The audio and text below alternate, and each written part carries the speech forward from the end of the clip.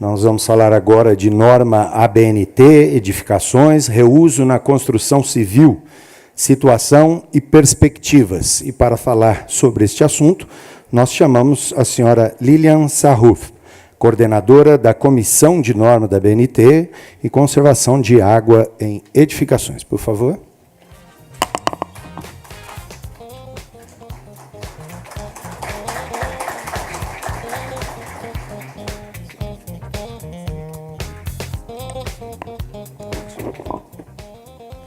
Bom dia a todos.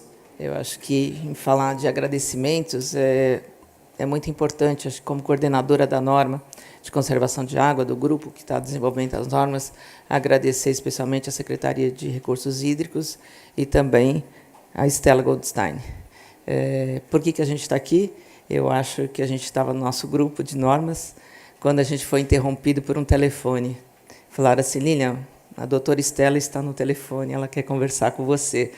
E aí, seja ela, né, a doutora Stella, ela falou assim, Lilian, o que vocês estão fazendo? Eu falei, a gente está dizendo o seguinte, a gente quer avançar no reuso de água e edificações de todas as formas, não só produzindo dentro dos edifícios, que às vezes a gente acha que não é viável, mas também recebendo a água dos produtores de águas de reuso. Ela falou assim, oba, é isso que a gente quer avançar nesse caminho e eu vou dar todo o apoio a você. Então, agradeço, Stella, porque a gente está aqui e ela falou assim, vou ajudar vocês a divulgarem o trabalho. Então, fica um sincero agradecimento, né, a quem me colocou aqui e quem está lutando já faz algum tempo sobre isso. Bom, eu faço a coordenação do Comitê de Norma, da ABNT, responsável pela elaboração das normas, e também sou consultora técnica do Comitê de Meio Ambiente do Sinduscom São Paulo, que também foi um dos grandes propulsores aí no assunto. Por que o setor da construção civil está interessado em falar em uso da água? Primeiro, porque eu aprendi com vocês, da área de saneamento, essa velha, né, para vocês estão bem acostumados com esse dilema, de que quando a gente tem sobra de água, a gente une as pessoas. A questão das enchentes, São Luís de Paraitinga, essa cidade aqui, né, que a gente conhece, uma cidade histórica, uniu as pessoas. Mas quando a gente tem a falta d'água, a gente desagrega. E isso parece estar muito longe, mas não está. Por que a gente está preocupado com o uso da água? Porque a gente sabe alguns dados, né? Região metropolitana de São Paulo, 80% de fornecimento de água são para as edificações. Quer sejam residências, prédios comerciais, hospitais, universidades, né, escolas, a gente sabe que a gente consome muito. E que 40% a 60% num prédio residencial é de água não potável, mas utilizamos a água potável. Então, isso nos preocupa. Temos, sim, vamos ser sinceros, preocupação com os impactos no nosso negócio. Somos construtores, construímos, mas a gente está sujeito a algumas regulamentações que hoje nos causam insegurança. Certo? A gente tem normas, legislações, e hoje a gente vai falar um pouquinho delas, das inseguranças que estão trazendo para o nosso negócio. Queremos fazer, mas não sabemos como fazer, ou como podemos fazer. Temos uma questão de reputação. Quem mora em São Paulo deve ter visto, né, nessa crise da água recente, 2015, edifícios colocando faixas na sua frente do prédio, dizendo assim, utilizamos água de reuso. Por quê? Porque vizinhos denunciavam que aquele prédio estava regando o jardim. Ou seja, falavam assim, poxa, a gente está tendo racionamento e meu vizinho do lado está regando o jardim. E criou uma tensão social.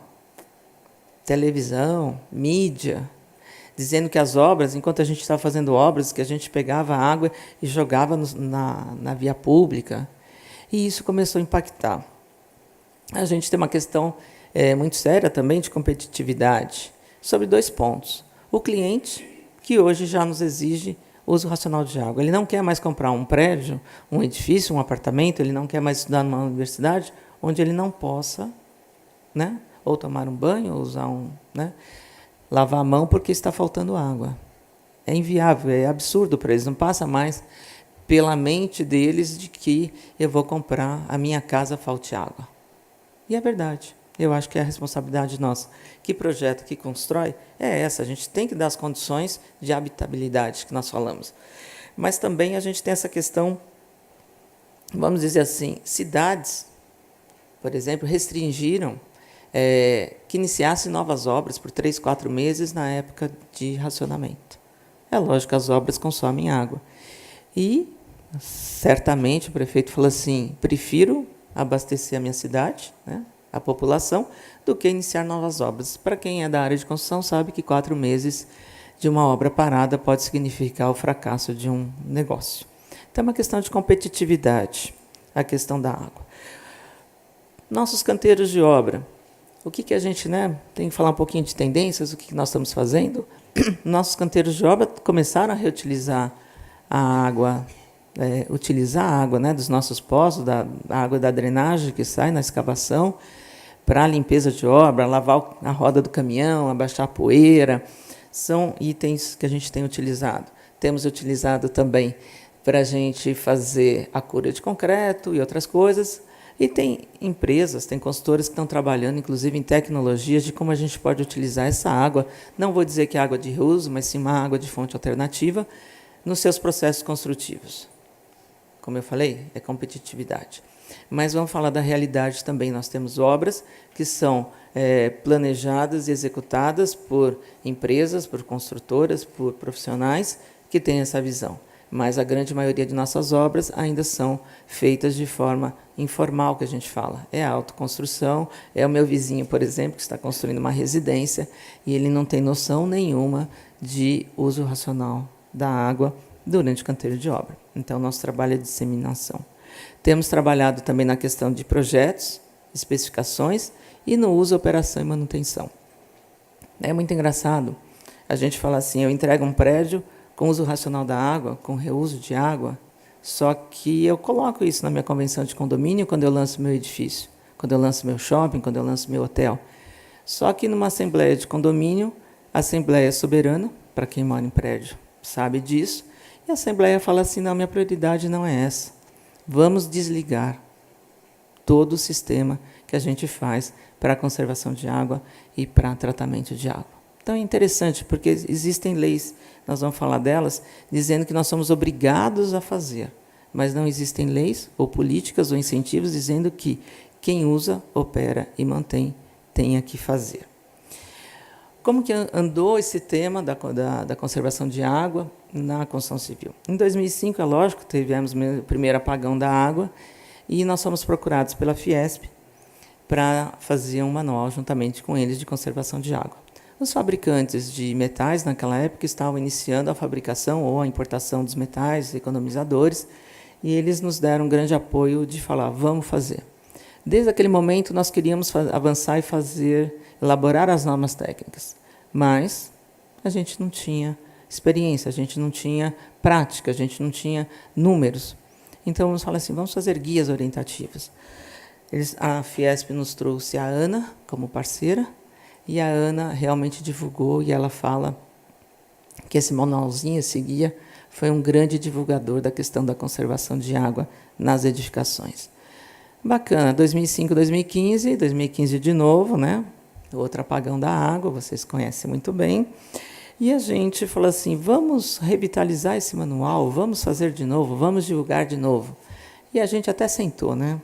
Um dos meus colegas da Fiesp, o Rocco está lá atrás, a gente sentou de novo para rever esse manual. E a gente chegou à conclusão que não era isso que a gente precisava. Precisávamos avançar em normas técnicas. Tínhamos também, em 2007, por iniciativa do professor Plínio Tomás, a elaboração da norma, né, referente à utilização de água de chuva. Porque isso também virou moda. Começou a faltar água, os municípios começaram a falar, vamos utilizar a norma água de chuva. E foi aí que eu conheci grande parte da equipe que participou com a gente da elaboração da norma agora em 2016. O setor também começou a trabalhar em 2012 na revisão da norma 5626, que trata sistemas prediais de água quente e água fria. E como não tinha nada desde 2005, só se falava em água de chuva, se criou uma proposta de recomendações para o uso racional da água. Essa norma ainda está em revisão. Para quem trabalha, né, conhece o processo de norma, sabe que é um pouco lento. E a gente conseguiu ultrapassar um pouquinho, né, o pessoal norma de sistemas prediais. Estamos com 3 normas para sair do forno: a de conservação de água, uso de fontes alternativas e aproveitamento de água de chuva, a revisão daquela norma de 2007. Bacana. Aí, vamos lá, vamos falar da nossa norma. Nunca tinha participado no ambiente de vocês, né? Comecei a conhecer a ABS, né, que está realizando o evento, mas foi lá, né? A gente participa da Câmara Brasileira da Indústria da Construção, se estava escrevendo o Plano Nacional de Águas, não se falava muito de conservação de água em edificações, e a Câmara Brasileira de Construção foi chamada a participar. Estava eu numa reunião onde eu não conhecia ninguém, morrendo de medo, porque iam me fazer perguntas que eu não saberia fazer. Uma equipe de, né, a gente sabe que nessa reunião estão sanitaristas, estão um pessoal super avançado, estão vocês na reunião, e eu ia falar sobre conservação de água, o reuso de água em edificações. Mas foi bacana porque depois nos convidaram para fazer a apresentação da norma, e eu acho que aos poucos todo o setor de saneamento, agradeço, estão abraçando com carinho, né, o nosso trabalho aí dentro da parte de edificações. Convidados também a participar no Fórum Mundial da Água, uma participação talvez um pouco pequena, mas uma coisa interessante, lá no fórum a gente percebeu que não se fala muito de edificações. Olha que interessante. Se fala uma coisa macro, sistemas, cidades, mas se fala muito pouco na própria edificação. E foi a nossa frustração. Fomos lá para aprender, e a gente aprendeu muito pouco, mas o importante é que a gente abriu espaço. E estamos abrindo espaço para o próximo, para o 9º fórum, para a gente aprofundar isso. A boa notícia desse ano, para nós do setor da construção civil, Caixa Econômica, PNUD, abraçaram uma causa que é descobrir a pegada hídrica das nossas obras. Quanto consumimos de metro cúbico para produzir 1 metro quadrado de área construída?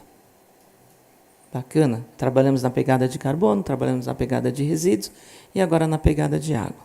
Não vou dizer que foi fácil, que foi rápido, mas a gente conseguiu. A Virgínia Sodré, que está aqui conosco, é a nossa consultora, vai fazer toda, né, a parte técnica do projeto, e a gente acha isso muito importante, a parceria PNUD Caixa Econômica, com o Sinduscom São Paulo, para quem não conhece, o Sindicato da Construção Civil do Estado de São Paulo, do qual, né, estou aqui também representando. Então, mas o que isso tem a ver com isso? Tem a ver porque a hora que a gente for calcular a pegada hídrica das nossas obras, nós vamos ter um olhar diferente para os nossos canteiros de obra. Isso é importante.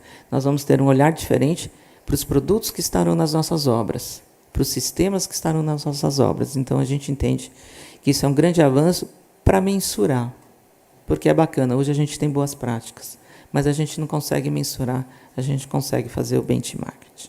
Mas vamos lá. Por que a gente está aqui e por que a gente fala o seguinte? É importante elaborar normas para edificações.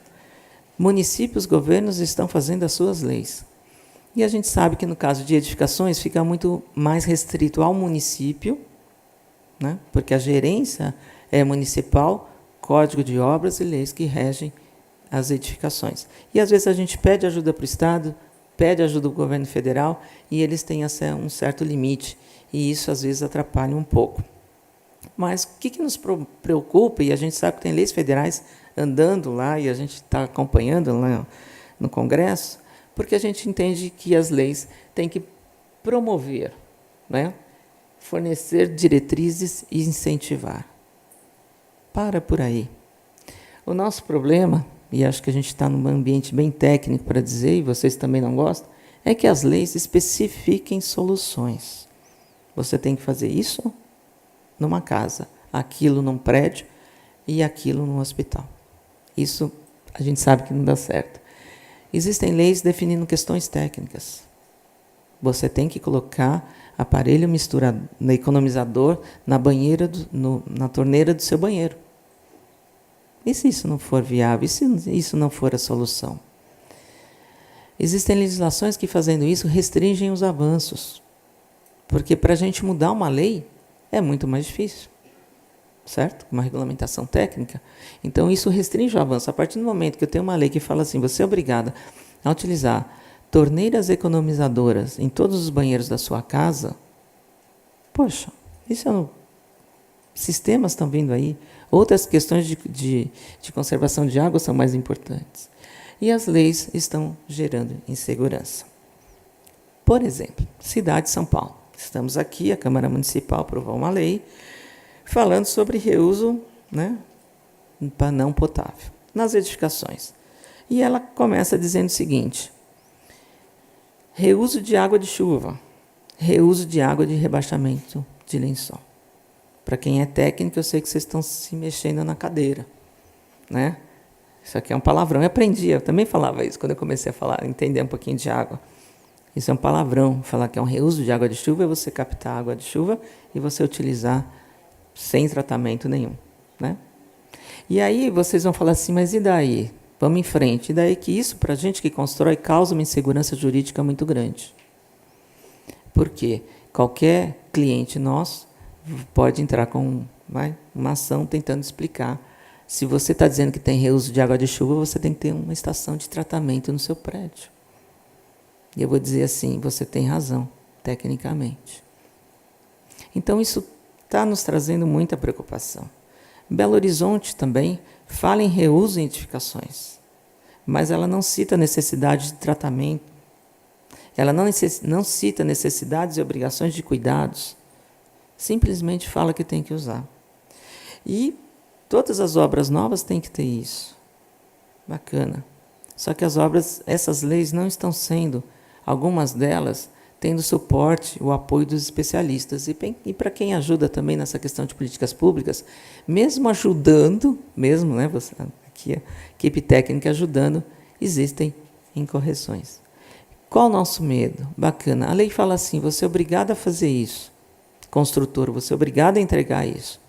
Mas a lei também não está dizendo quais são as obrigações de quem está morando, quem está utilizando, né? Não se fala. Bacana. Então, mesmo que você queira incentivar a fazer, mesmo que você queira, uma política pública dizendo assim, olha, é bacana, vamos fazer do jeito certo. As consultoras, projetistas, projetam aquele prédio sensacional, aquele shopping sensacional. Ninguém está dizendo no resto. E aí?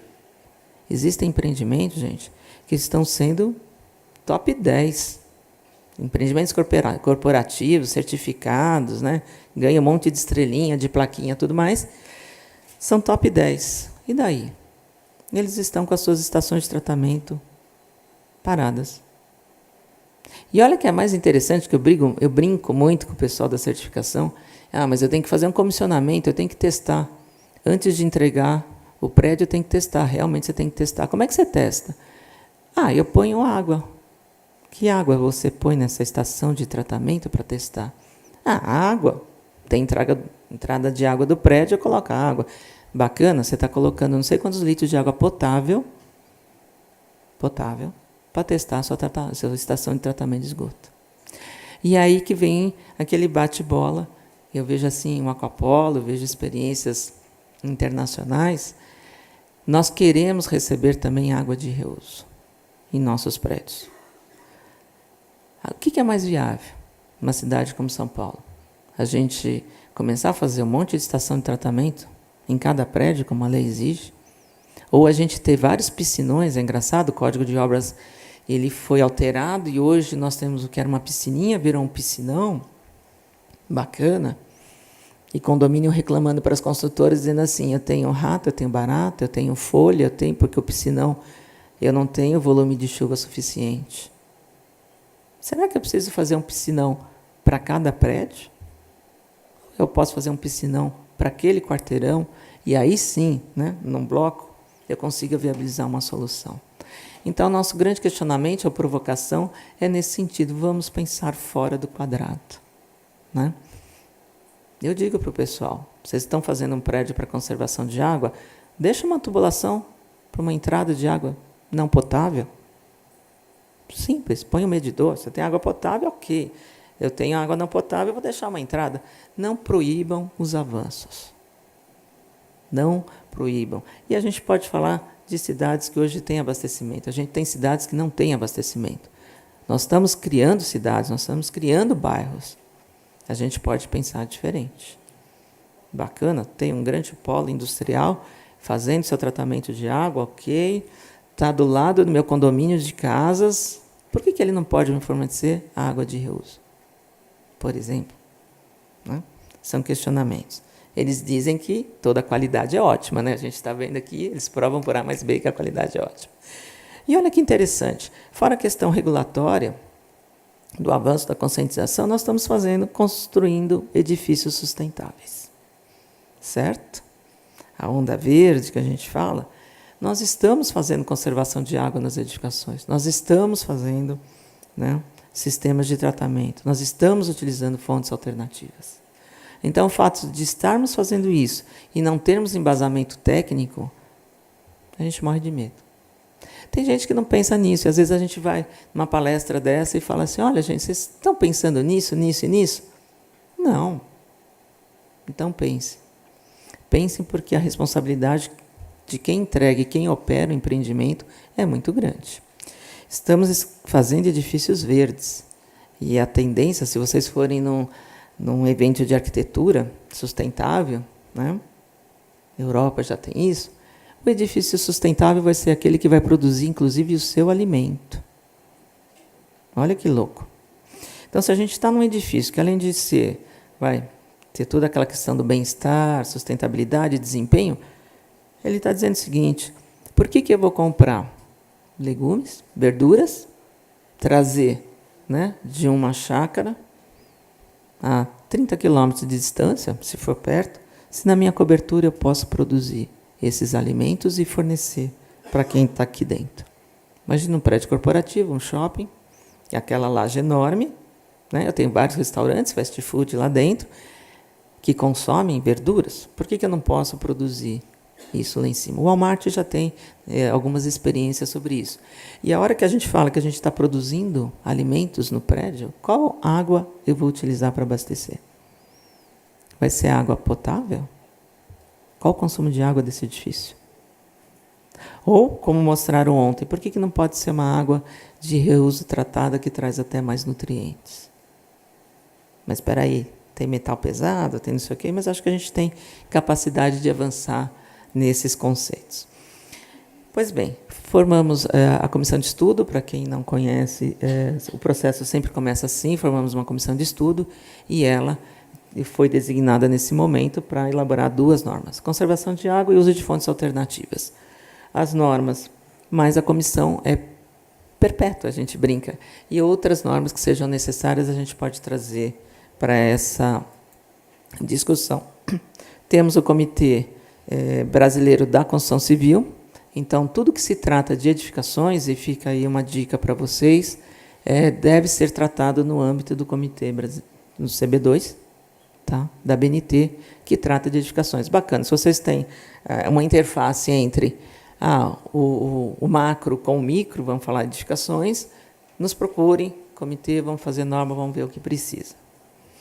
Temos 100 membros participando, eu gosto de colocar esse número, né? E a gente brinca assim, a gente senta numa sala dessa, as 3 primeiras reuniões, todo mundo está batendo com todo mundo, e aí eu pergunto assim, por que vocês vieram aqui? Não, é porque a gente quer avançar na conservação e no reuso. Ok, então para de brigar, vamos sentar todo mundo, vamos ser amigos e vamos avançar nas normas. Eu faço a coordenação, a Virgínia é a nossa secretária, né? Não no termo secretário, mas ela que nos ajuda, e o Álvaro também nos apoiou bastante nesse projeto. Como que está a norma? Eu acho que essa coisa mais importante para todos, ela deve estar saindo para a consulta nacional agora em dezembro ainda, antes do Natal. A BNT prometeu isso para a gente, vai ser um presente de Natal. E aí a gente tem 30 a 45 dias, um prazo para que ela seja aprovada. Não vou passar item por item da norma, né? Eu até listei aqui as questões, mas acho que ressaltar algumas coisas da norma de conservação muito mais rápido do que eu vou falar um pouquinho da de reuso. Mas acho que a grande mensagem que a gente quer passar é que, para se fazer conservação de água numa edificação, nova ou existente, essa norma vale para os 2 tipos de modelo, novo ou existente, vamos fazer aquela coisa básica que a gente aprende na primeira aula de hidráulica, né? Vamos analisar oferta e demanda. Vamos fazer um estudo de viabilidade técnica e econômica. Porque se fala muito o seguinte, não posso fazer conservação de água em edifício existente, quem disse que não pode? Né? É só fazer um estudo de viabilidade. A gestão da demanda, vamos trabalhar no uso eficiente da água. E aí temos que, né? Tem toda uma parte de educação, tem toda uma parte de equipamentos, sistemas, né? Que a gente tem que trabalhar. E a gestão da oferta. O que nós temos, o que nós temos hoje, o que nós teremos amanhã. Eu acho que esse é o grande recado da gente dizer também. O que a gente pensa grande, né? Os nossos projetos. Isso aqui, Lili, é básico, né? Como é que um projeto de hidráulica não vai pensar nas tubulações, nos acessos e à disposição do ambiente? Quem é projetista de instalação hidráulica sabe que isso o projetista de instalações pensa, mas o arquiteto não. E aí a gente convenceu os senhores arquitetos. Vamos pensar diferente. Vocês estão falando prédios sustentáveis. Pensa nisso. Para que fazer uma tubulação que vai até, né, dar volta, não sei quantos cotovelos tal, e não chega no ponto que a gente quer. A gente tem preocupação com água quente também, não é um mérito aqui, mas... né, aquela questão de água e energia sustentáveis, a gente tem que equalizar. Uso eficiente, peças, dispositivos, aquela coisa que eu falei, não vamos colocar porque é moda, né? Vamos colocar porque é eficiente, porque traz um desempenho. A gente precisa identificar perdas. E é muito engraçado, né? A gente fala isso, identificar perdas. A gente vê, por exemplo, se pegar uma universidade, bacana, vocês falaram ontem que tem a universidade que já está pensando, já está utilizando água de reuso fornecida, né, pela Sanasa. Ela tem um jardim enorme, a tubulação passa por todo aquele jardim, não tem uma caixa de inspeção, não tem nada. E a perda? Né? Setorização, medição individualizada. Vocês, especialistas, vão dizer, Lilian, para com isso, medição individualizada não é conservação de água. Ok, medição não é conservação de água, mas medição individualizada traz um peso na consciência que é bárbaro. Né? O meu filho, conversar com o filho do apartamento 105 e o menino do 105 falar que ele consome 10 metros cúbicos e eu consumo 20 metros cúbicos, pronto, me deu um peso na consciência. Então, isso tem ajudado muito essa ação. Limitação de vações, irrigação, né, questão, precisamos avançar muito. O velho esguicho, né, você ligar na torneira e o velho esguicho, a gente precisa avançar muito na questão. Uso, operação e manutenção, e aí nós estamos criando o gestor da água. O seu síndico deixa de ser síndico. O seu administrador do prédio da universidade deixa só de ser um administrador. O gerente predial do shopping, ele deixa de ser só um gerente predial, ele vira um gestor da água. E nós vamos entrar na questão do plano da comunicação. Ok, fizemos um fluxograma, edifícios novos, edifícios existentes, são modelos orientativos que vão constar. Vocês vão perguntar para mim, é obrigatória a norma? Não, ela não é obrigatória. Gostaríamos muito que fosse, mas também a gente aprendeu que um passo de cada vez. Se a gente já está falando de norma para conservação de uso e uso de fontes alternativas, já deu um estresse, imagina se a gente fala que é obrigatório. A norma está aí, mas a partir do momento que eu coloco no meu folheto de vendas daquele prédio dizendo que eu faço uso racional da água, meu amigo, use a norma. Se eu não declarar no meu projeto que eu não faço nada, ok, eu não sou obrigado a seguir a norma. Mas se, e fiquem alertas, porque o pessoal do marketing gosta de fazer isso. Conservação de uso da água, água de reuso, não sei o quê. Coloque isso no seu folheto de vendas, você é obrigado a atender a norma. E a gente também entende que a norma vai servir de base para essas legislações que estão obrigando. Então, os municípios que já obrigam, é obrigatório o uso de reuso, ponto, ok, você vai seguir a norma. E aí, nós vamos ter um grande embate para aquelas normas que já foram feitas, as legislações, serem atualizadas, para não criar conflito. Mas aí a gente já tem um argumento, porque a gente está lá e vai apresentar os argumentos que a gente tem. Olha, existe norma técnica. A outra norma, uso de fontes alternativas de água não potável, bacana, também ressaltando quais são os usos que estamos adotando.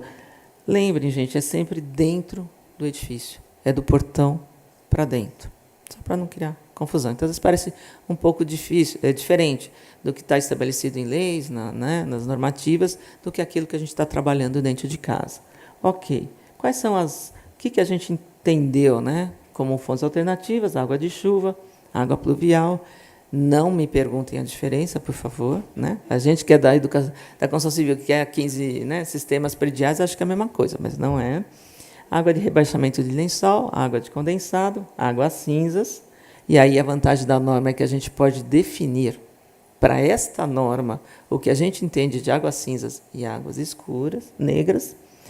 E, né, e a gente fala o seguinte, isso aqui é hoje, é o estado da arte de hoje.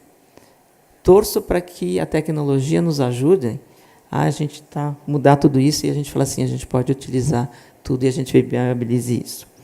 Potenciais usos, descargas, né, como foi falado, lavagem de logradouros, lavagem de veículos, irrigação, uso ornamental, sistema de resfriamento de água e aí, revestimento de telhados. Com detalhe, o sistema de resfriamento de água não conseguimos chegar no detalhe da qualidade da água. Porque cada fornecedor de sistema de ar-condicionado, ele diz que a qualidade tem que ser diferente. Ok? A norma não está sendo prescritiva. Nesse sentido, nós estamos trabalhando nessas normas para trabalhar no modelo de gestão. Se eu tenho um sistema de resfriamento de água, eu vou considerar no meu balanço hídrico. E vou perguntar para o meu fabricante qual a qualidade da água que você quer. E ele vai me dizer. E aí eu vou produzir água no meu condomínio, imagine um shopping, para atender aquela qualidade de água. E o seu fabricante vai ter que me dizer qual é. Então, a gente está criando um elo da cadeia produtiva da construção civil que vai, eu entendo que vai unir, né, no sentido de garantir qualidade. E a gente também tem a tal das nossas garantias e nossos desempenhos que temos que trazer. Um ponto que eu acho que vocês gostam de discutir, que eu vi em todas as apresentações, o parâmetro de qualidade de uso não potável, frequência de amostragem. Aí eu tenho que agradecer ao professor Mierza, que está aqui na frente. Entre eles, juntamos 4, eu brinco, eu falava assim, são 4 professores malucos, que estão discutindo o tema há muito tempo. Eu cometi algumas gafes, né? Por exemplo, o professor Asher está lá na Bahia, a gente fazia uma videoconferência, e a maior gafe, eu marquei uma reunião às 8h30 da manhã. E eu liguei para o Asher dizendo assim, professor, mas a reunião? Minha filha, aqui são 7h30, estou na Bahia. Então, isso foi muito bacana, mas eu acho que ele se disse, mas já que você me acordou, tudo bem, vamos lá. Né? O Rafael Bastos de Souza, o Franci do Espírito Santo, e a gente, inclusive, né, a Virgínia orquestrou essas reuniões para que eles entrassem num consenso. Vocês olharem os parâmetros, a gente vai apresentar, também consideramos um pouquinho as resoluções existentes aqui em São Paulo, a DAS em Brasília, a reivindicação dos fabricantes. Então, eles falaram o seguinte, olha, precisa cuidado com isso, cuidado com aquilo. Em especial nos fabricantes, veja bem, uma norma de edificações sendo elaborada com uma coordenadora chata do setor de edificações, que luta para que coisas aconteçam. Eu falava assim, é o seguinte, seu fabricante, o senhor está dizendo que eu não posso colocar um avanço técnico, tecnológico nessa norma, porque o senhor não tem. Tá. Mas a sua fábrica matriz, que fica lá na Europa, tem? Tem. Eu falei, acabou o problema. Aí ele virava para mim e falava assim, mas e o custo? Eu falei assim, a partir do momento que essa norma for aprovada e ela servir como diretriz para nós técnicos, né, políticas públicas, para que isso se avance, naturalmente isso vai se espalhar para o Brasil inteiro. Vai criar mercado. Se o seu pessoal lá de marketing, lá de fora, da Europa, verificar que existe mercado aqui no Brasil, ele vai trazer, vai diminuir custo. E aí é bacana porque aí o outro fabricante, concorrente, que está lá na norma, fala assim, mas eu já tenho essa pesquisa aqui no Brasil, estou esperando diretrizes, né, mercado, tendências, e eu já posso produzir no Brasil a um preço metade do seu. Bacana, acabou a discussão. A mesma coisa do tubo pintado. Não pode exigir que o tubo seja pintado. Por que não pode? Porque não tem fabricação no Brasil. Tá bom. Então, a gente põe assim, preferencialmente da cor tal. Não, mas não tem tubo. Aí vira um fabricante e fala assim, não tem problema. Aprovou a norma? Já tem prédio fazendo uso de fonte alternativa, água não potável? Eu simplesmente, é fácil, eu passo um silk no tubo, escrevo lá, água não potável, Quanto tempo demora isso? Para sair uma carga deve demorar assim, meio período, porque o difícil é só fazer a nota e tal. Então, a gente sente também dos fabricantes que existe o conhecimento, né? Não culpo eles, a gente tem que trazer e dizer assim, queremos usar e da forma certa. E a gente tem provocado muito, nesse sentido, os nossos fabricantes, porque eles também precisam elaborar as normas técnicas dos equipamentos e dos sistemas. Por que isso nos preocupa? E é engraçado. Ele fala assim, você não pode usar minha torneira automática com sensor eletrônico para água não potável, porque eu não vou te dar garantia de 10 anos. Ok? Que garantia você me dá? O meu manual do proprietário que eu entrego para o meu proprietário, eu tenho que estipular qual a garantia do equipamento. Se você falar que não é 10, mas falar que é 5, eu coloco que é 5. E você vai me dizer qual a manutenção que tem que ser dada no seu equipamento. Nós temos regrinhas. Isso é muito claro. Eu construo um prédio, eu tenho que passar toda essa informação para o meu cliente. Aí o fabricante, opa, peraí. E eu sei que eles já estão se agitando para começar a conversar sobre isso. Então, é muito naquela provocação. Não é que não dá para fazer. Dá para fazer. A gente está numa fase de como fazer. A famosa tabela, eu nem queria colocar aí, e eu digo que se tem perguntas, o Mierza está aqui, a Virgínia está aqui, todos vão poder responder, porque realmente, gente, eu não entendo dessa questão desses parâmetros. A gente teve um pouquinho de cuidado também com relação aos ensaios. Essa norma vai valer para todo o Brasil. Então, onde poderão ser feitos os estágios, como serão feitos. Os condomínios, os prédios estão respirando fundo e colocando isso na sua planilha de custos. Isso tem que ser feito. Vamos ser real. Se a gente tem um elevador no prédio, a gente tem lei dizendo que tem que ter manutenção no elevador, e eu tenho que apresentar um atestado de que eu faço a manutenção, vamos fazer isso também para as nossas estações de tratamento dentro dos nossos edifícios. O que a gente se preocupou ao elaborar nessa norma? Então, materiais e componentes, a gente tem que especificar, e sempre a gente não está dizendo a vida útil é tal, nada, a gente está dizendo que o fabricante deve apresentar essa especificação. Projeto, uma coisa que a gente não tinha pensado, estamos falando de água de reuso, uso de fonte alternativa, não potável, que inclui o reuso. Projeto de coleta, armazenamento e distribuição de água. Nós estamos colocando mais um especialista na nossa equipe de projetos. Certo? Não é o arquiteto que vai fazer isso, gente. Não é, a gente quer que os nossos projetistas de instalações também tenham essa especialização. Tenham esse conhecimento. Como eu falei, a previsão de entrada de água não potável de terceiros. Então, bacana, acabou a água. Vamos imaginar esse hotel. Racionamento de água, não vou ter mais água.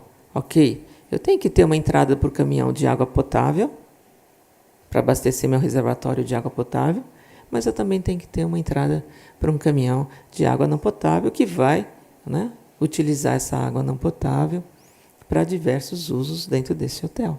Só que se eu não tiver essas duas entradas, dou razão à minha amiga Sabesp, que ela vai dizer, você não pode fazer isso, você não pode colocar na mesma entrada. E, infelizmente, a gente sabe que às vezes estão acontecendo alguns absurdos desses. Sistemas independentes, proibições de conexões cruzadas, certo? A questão dos tratamentos e ensaios são profissionais e empresas habilitadas, então a gente entende que vai abrir também um campo para isso, para atendimento aos edifícios. Quais os cuidados que a gente tem que ter com o armazenamento da água não potável? Bacana, são coisas diferentes. Então, a gente está criando outras atividades dentro de um condomínio. Como eu tenho que identificar? Então, se aquela minha torneira é não potável, se eu utilizo na minha bacia, eu tenho que colocar, na bacia sanitária, eu tenho que colocar alertas, informando, eu tenho que ter essa obrigação. E aí eu gosto da tecnologia, porque antes a gente fazia isso no jardim, e qual que era a orientação? A sua torneira do jardim, para irrigação, você faz uma grade de ferro, coloca um cadeado e coloca uma placa. Dizendo, ante tudo, Ante criança, ante gente, ante o funcionário. Bacana. E agora não. Tecnologia, gente. Eu tenho lá a minha irrigação, eu tenho uma chavinha, fiz a irrigação do jardim, acabou, tiro a chavinha, levo a chave comigo, ninguém acessa aquele ponto. Tecnologia existe.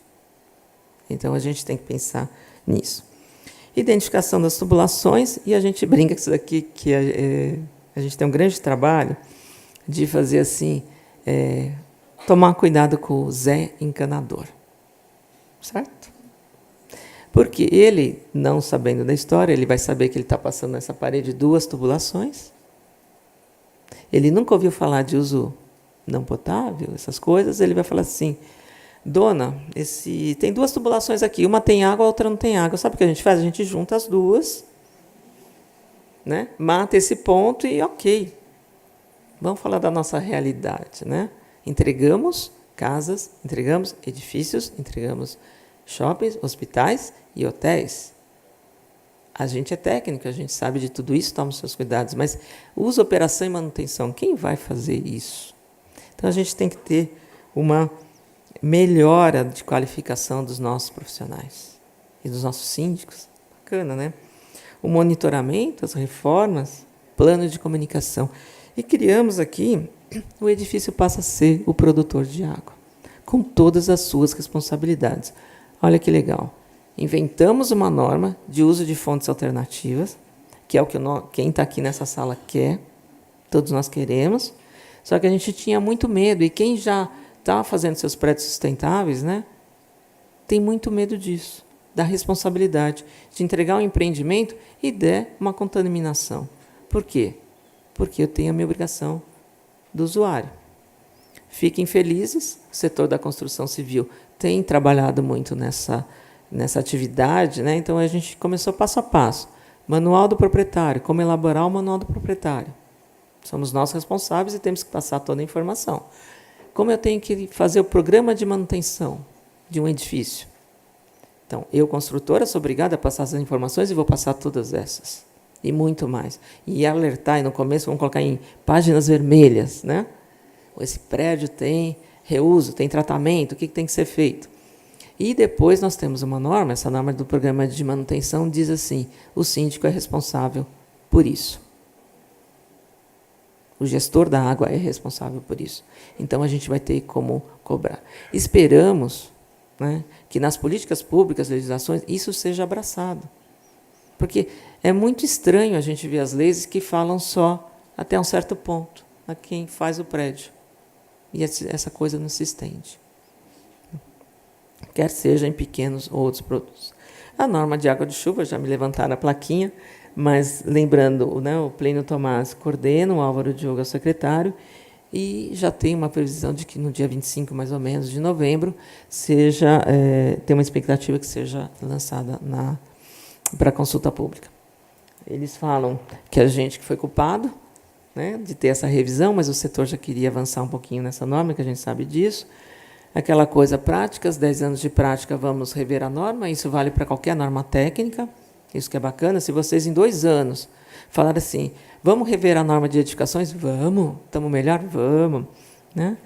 E aí, foi toda essa motivação. Então, também todo o escopo da norma, mas como eu tenho que, né, avançar um pouquinho, vamos falar do que a gente precisa para avançar. Né? Políticas públicas, a gente precisa de incentivos. Políticas de incentivos. E quando eu falo, a gente tem um caso aqui de um empreendimento em São Paulo, um bairro novo, vamos dizer que é um bairro, só que por ele não ter a característica de bairro, mas são vários prédios com um jardim grande na frente, ele está produzindo, tem prédios comerciais, residenciais, no prédio comercial ele produz água para resfriar, e ele gostaria de mandar essa água quente, tá, para fazer o aquecimento dos prédios residenciais, não é nem para utilização. Por que eu não posso? Eles brigaram, estão brigando ainda, porque tem uma rua no meio desses 2 prédios, e a rua é pública. E eu não tenho legislação que me permita passar de um prédio para o outro. Então, a gente tem que pensar um pouquinho nisso. Eu tenho, por exemplo, política pública, os hotéis têm que ter estações de tratamento para água de reuso. Bacana, é uma política pública legal. Rio de Janeiro, para se aprovar, tá, para eu tirar o habite na conclusão da obra e funcionar, já fiz no início da obra eu já apresentei todos os meus projetos, foram aprovados, inclusive da estação de tratamento. Para eu colocar o hotel em operação, se eu tiver uma estação de tratamento de esgoto, estava demorando 6 meses para se tirar o habite do hotel e para ele começar a funcionar. Pergunta se isso não desanima qualquer empresário, qualquer investidor, de fazer alguma coisa no sentido de conservação de água. Eu me desanimo. A hora lá no Sinduscom, muitas pessoas ligam para nós perguntando sobre o Código de Obras, dizendo que agora nós temos um piscinão aqui em São Paulo para cada prédio. Eu me desanimo com isso, vendo que as coisas estão sendo feitas erradas. As normas técnicas, como falei, a gente precisa que os fabricantes também avancem, os sistemistas avancem, cada um no seu quadrado, a gente não quer interferir. Vamos buscar desempenho. Prefiro que as políticas públicas falem assim: os edifícios residenciais da cidade X vão ter que ter um consumo de X litros por habitante. Para nós, técnicos, é melhor a gente fazer o nosso estudo de viabilidade e propor a melhor solução. Vamos trabalhar para desempenho. Capacitação em todas as áreas, desenvolvimento tecnológico, inovação, a gente precisa muito disso, e às vezes a gente se depara com soluções macro, para o saneamento macro, cidades, o que vocês são apresentados aqui, mas quando a gente precisa de uma escala menor num edifício, às vezes se torna inviável, às vezes se torna... Porque a gente queria coisas mais simples, né? O engajamento da sociedade, vocês falaram aqui, é verdade, eu não quero água de reuso no meu prédio. Eu não quero que a minha água na privada fique de uma cor diferente. A gente precisa que isso aconteça, que tenha essa desmistificação.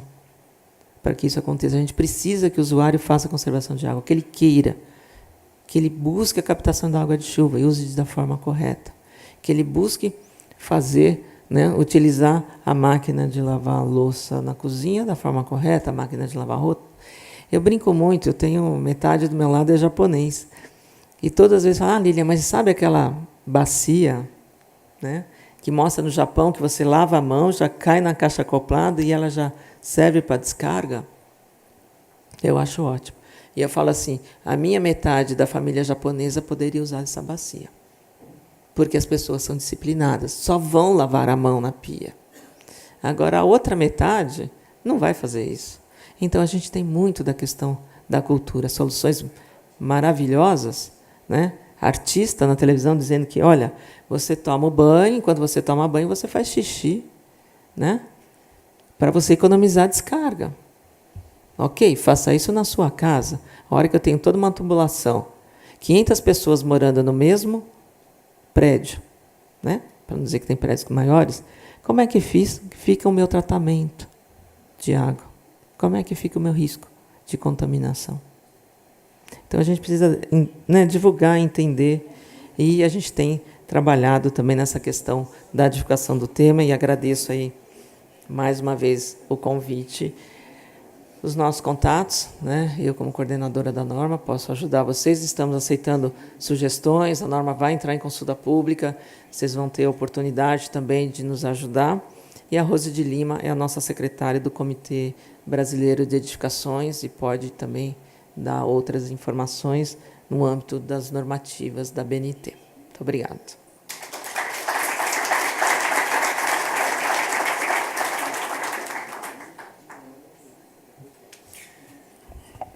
Nós agradecemos a Lilian e abrimos agora o momento de perguntas, lá no fundo, aqui na frente. Gostaria que se identificasse e que a pergunta fosse objetiva, por favor. Lilian e demais pessoal, bom dia. Muito boa apresentação. Meu nome é Juan Pascoal, eu trabalho com água desde o século passado. A minha pergunta, no caso de sistemas de reuso, é uma coisinha que vai acontecer. Alguém é capaz de, num delírio, projetar um sistema de tratamento, falar que funcione, o sistema foi testado com água, e alguém herdou o problema por lei ou por não sei o quê, e vai ter que operar e a coisa nunca funciona. Quando a gente se lembra que o sistema de água de reuso, se não me engano, do aeroporto de Cumbica, nunca funcionou, de água de chuva nunca funcionou, o que poderia acontecer, ou como que você imagina lidar com um problema desses num prédio verde, verdinho ou ecológico?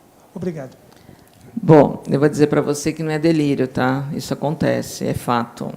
A gente tem estações de tratamento que não estão sendo viabilizadas, estão sendo reformadas, justamente por isso.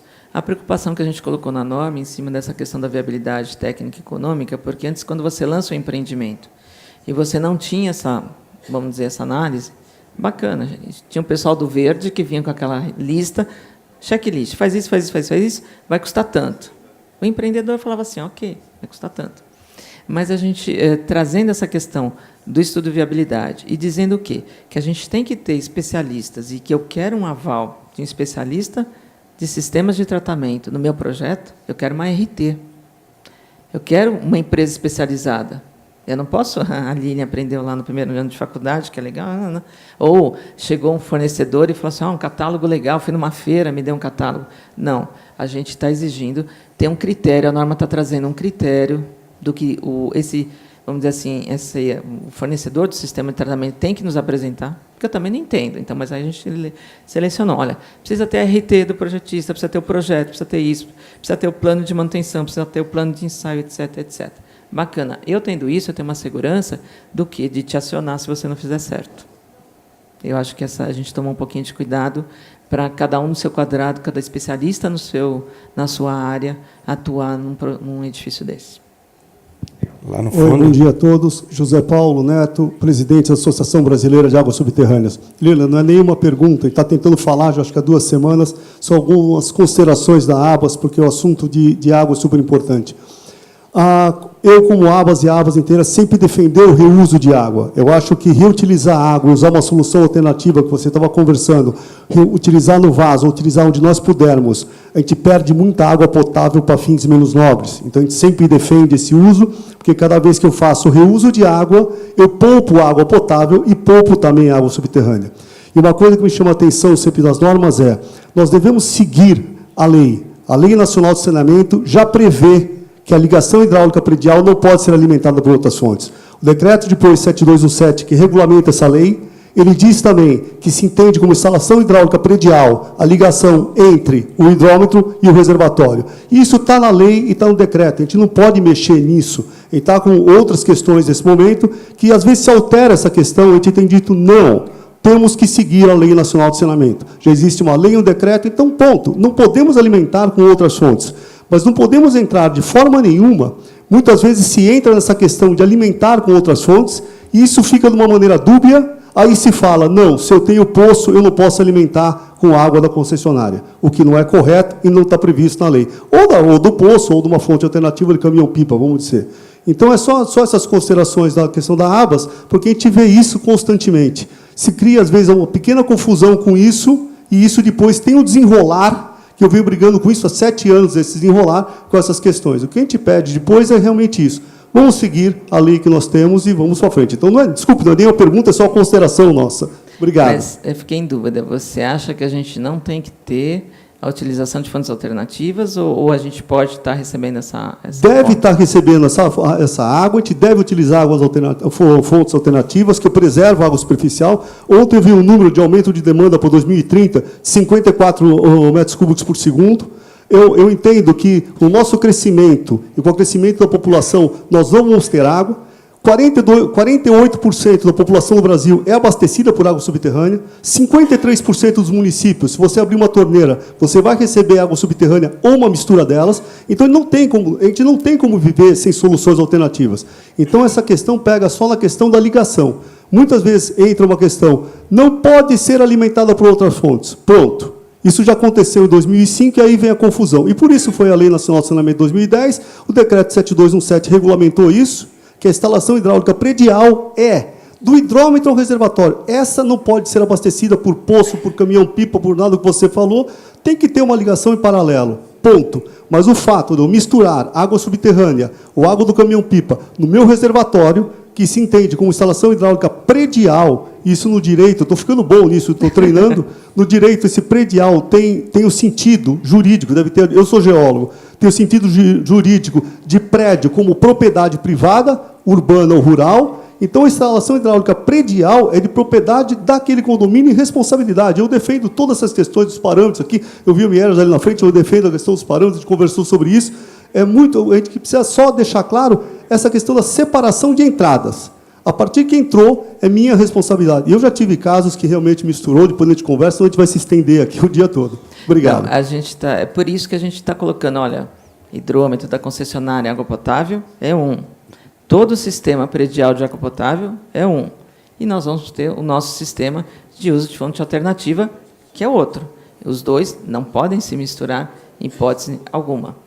Estamos criando essa possibilidade da entrada, né, do recebimento da água de uso de fontes alternativas, vai ter medição, segue os mesmos trâmites disso. Nós vamos pedir o parâmetro de qualidade, nós estamos dizendo para o seu síndico, o senhor está achando legal pegar água de reuso, eu quero um laudo, vai ter que ser de empresas qualificadas, tem que ser aprovado, e tem todo um rastreamento, etc., etc.